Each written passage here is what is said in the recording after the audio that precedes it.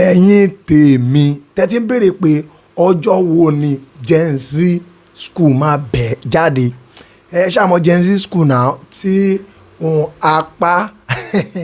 àti àwọn àǹtí tó sìn òzéènì ògbólúkẹ́ òkèlè tí wọ́n ṣe ẹ rí i pé gbogbo àwọn tí mo ń dárúkọ yìí gan bí mo yẹn ń dárúkọ wọn lẹ́rìn ń pa mí àkọ́ ń béèrè pé ìjọ wo ni ó máa jáde fíìmù yẹn máa jáde lẹ́ni on the 25 títí aago 4 ẹ máa rí lórí Apákúfọ́ TV ibẹ̀lẹ̀ tí máa wò lórí channel apá ibẹ̀lẹ̀ tí máa wo múfì yẹn tó máa jáde síbẹ̀ Apákúfọ́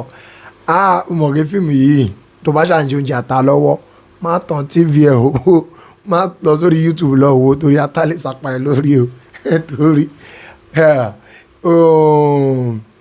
official trailer ìtarí gan ẹ̀rín àrìn tákìtì ni aago 4 ẹ̀ní ni fíìmù yẹn máa jáde Gen Z school ó máa jáde tá a bá ti padà wo àwa máa fún yín ní review ọgbọ́n tí fíìmù yẹn kọ́ wa àti ẹ̀kọ́ tá a rí kọ́nà ẹ̀ àti ẹ̀ máa sọ bó ṣe jẹ́ ká ṣe lò nídìílé wa nílé wa nínú ìgbéyàwó wa cause gbogbo fíìmù tá a bá ti wò a máa mú review ẹ̀ wá fún yín ọgbọ́n tá a rí kọ́ níbẹ̀ Apákúfọ́ ọmọ fíìmù yẹn máa lọ fà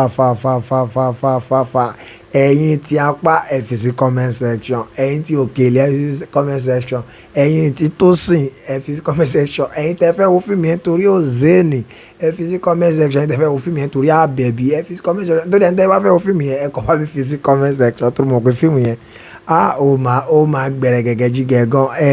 kíní náà wà ń bẹ̀ gàjí náà ó tiẹ̀ máa ta lẹ́nu.